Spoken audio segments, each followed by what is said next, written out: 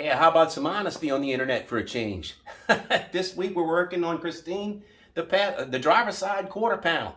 Things didn't go as planned with our original plan A. We ended up having to drop back and punt and go with plan B, but plan B worked.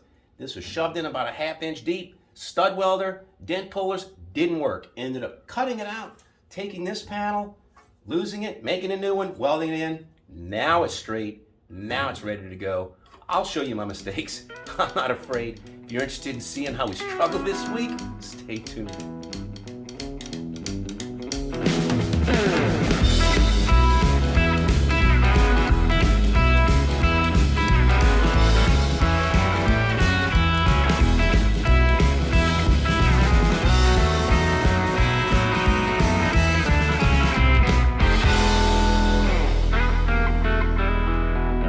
Welcome back to Restoring Christine. We're back in the garage working on a 56 Chevy Bel Air, and I've got to admit, this weekend's task is one that I have been dreading. I'm a little concerned that I won't be able to do what I need to do, which I shouldn't be. I've been able to, fix everything that's been wrong, but right now, when I've got something it's wrong to a point where I just got my fingers crossed about being able to get this done. But the quarter panel of the driver's side has got some major warps in it, just between the window and where I spliced my lower part, and it's in a good 3/8 of an inch. It's in a lot, and it's not a dent.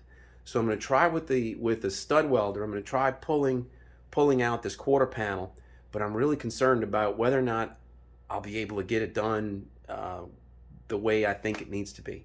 So I've got my fingers crossed, but let's get working on it.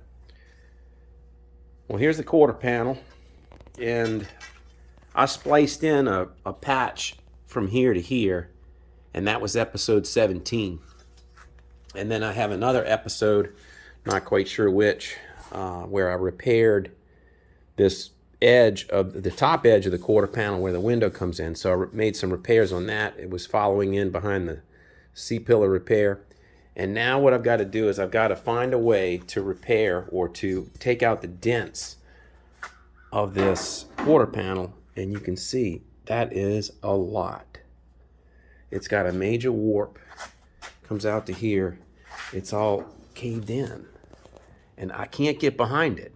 I've tried to get behind it. I've tried to get back here. I've tried to put a maul in there and beat and pry, and it's been difficult.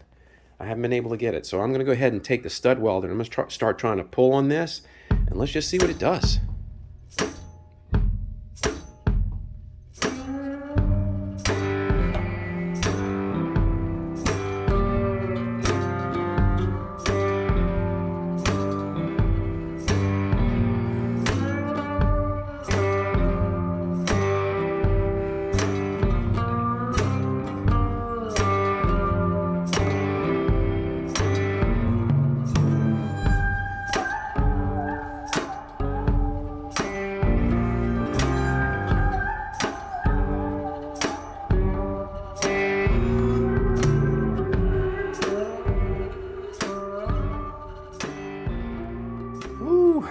That was a good 10 minutes beating with the slide hammer, and then the hammer was giving me trouble. It wasn't letting go of the studs, and I had to bring it to the vise every now and then and pull them out.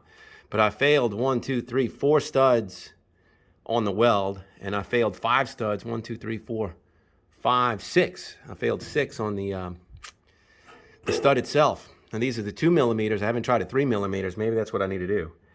But there's probably another method that grabs all of these and pulls them all at the same time.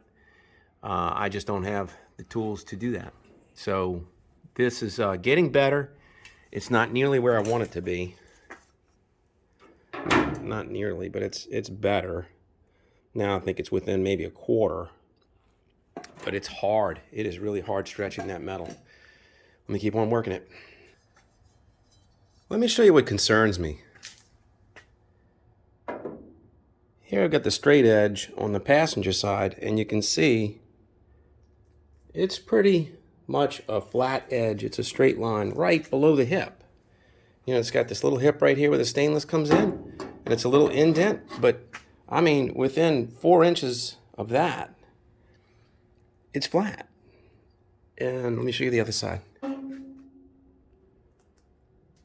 Yeah, it's ridiculous. How do I get that pulled out? How am I going to get that pulled out?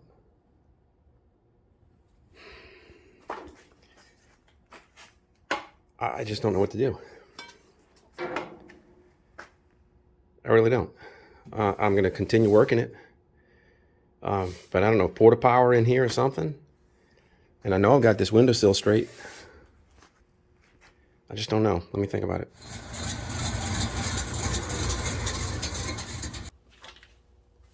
All right. I'm going to have to try something completely different. Got bad metal. Remember the movie Arachnophobia with John Goodman? He's a pest control guy. And he says, your problem is you got bad wood. Well, how do we fix it? You take out bad wood, put in good wood. I've got bad metal. I need to put in good metal. Had this fender patch come up higher, I'd have been better off. And that's what I'm going to do. So I'm going to go ahead and I think I'm going to take this. I'm going to cut this out, pull this out where it needs to be. I'm going to get it. I'm going to go measure the other side and make sure that it's, within the straight area. And then I'm going to have to, worry about this little contour area. But this is more or less just a flat piece, except where it gently curves up here. So that's what I'm going to do. It's a lot of work, but I think that's what's necessary. So live and learn. Here we go.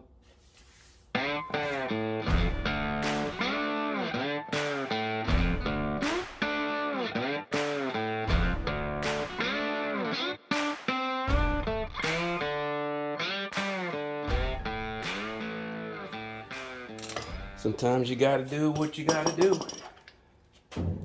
This is pretty straight. Got a little bit of a warp right here. I cut it below my weld when I spliced this in. But as soon as I cut this loose, the two halves just kind of went in two different directions. There's something going on in this hip. I don't know what it was. There wasn't any body filler on it. I can't explain it. It might be some residual stress from when it was made, but I got it. So I'm gonna pull this out to where it's straight.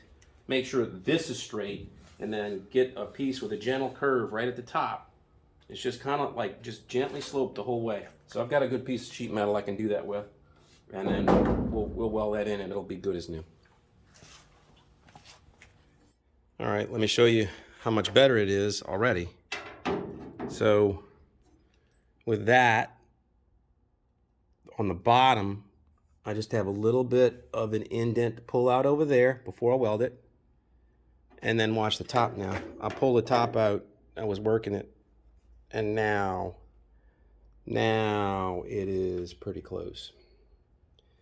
I have no idea how I would have pulled that dent out.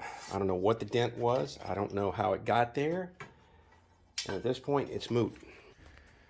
Back in episode 16 and 18, I rebuilt these two tail caps right below the tail light. And what I said in those videos is when you're making parts like that, you need to bring the part to the car and make the car fit the part. I'm using that same philosophy today.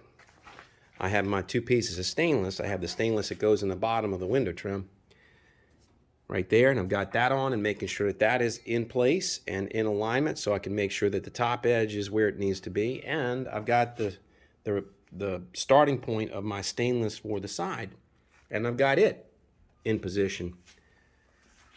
And it tightened down. So now that's telling me what this shape needs to be, is it needs to match that stainless.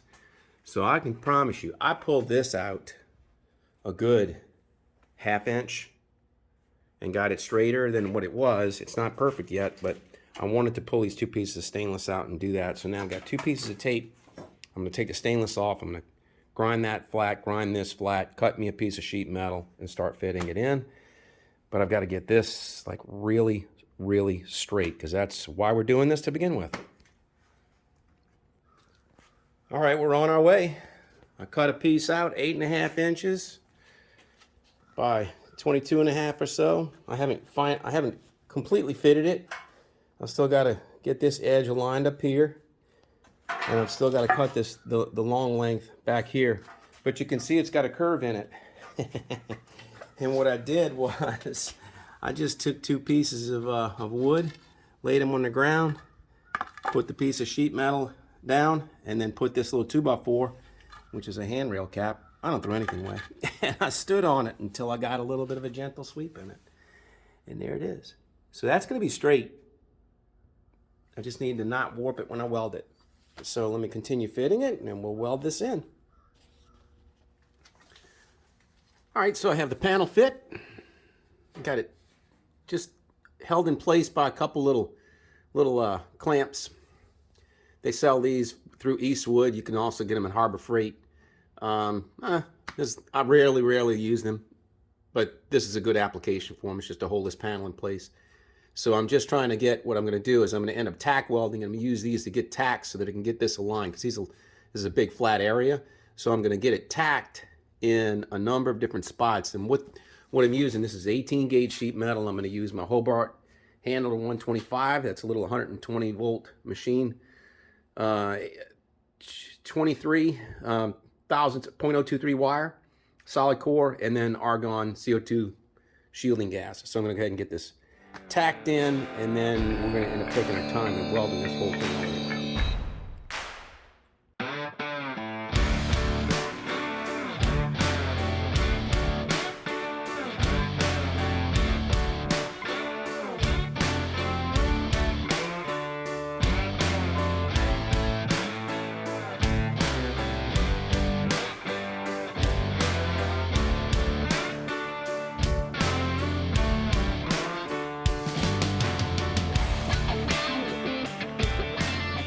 All right, so I have a handful of tacks, but I've still got some more fitting to do. It's a little snug in a few little spots now that I'm looking at it, and I don't want it to pinch, I don't want it to bind, I don't want it to warp. I need to give it some room.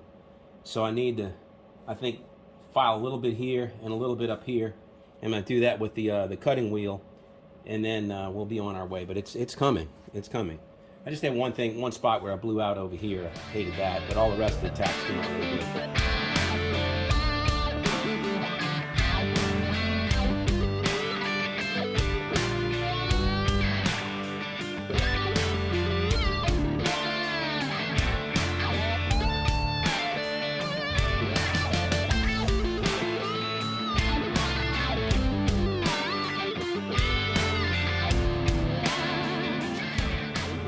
Tacked in, and it's pretty straight. Heck of a lot straighter than what it was. Put a straight edge on it, and it's down a little bit. I got a 2x4 back there prying this out as much as I can, but I mean, this is as good as I'm going to be able to get it. But it's a heck of a lot better. I mean, this was so wavy. So let me go ahead and finish welding this in, and we'll wrap this thing up.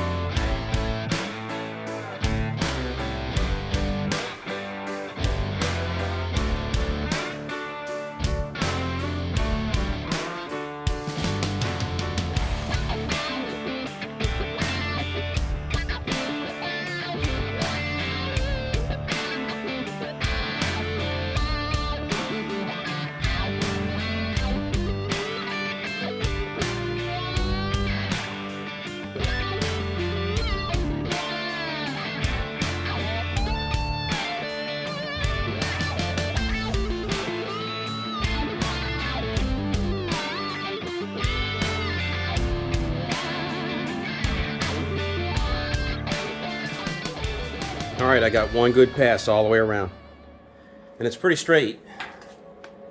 It's pretty straight. It looks good. When I put a straight edge on it, this is still a little bit low, but I mean, this is so much better than what it was. I mean, this is manageable. I can I can float that, and I won't feel bad. I mean, it's just going to have just a little bit of plastic on it. Not a big deal. So let me go ahead and grind this, and we'll be done.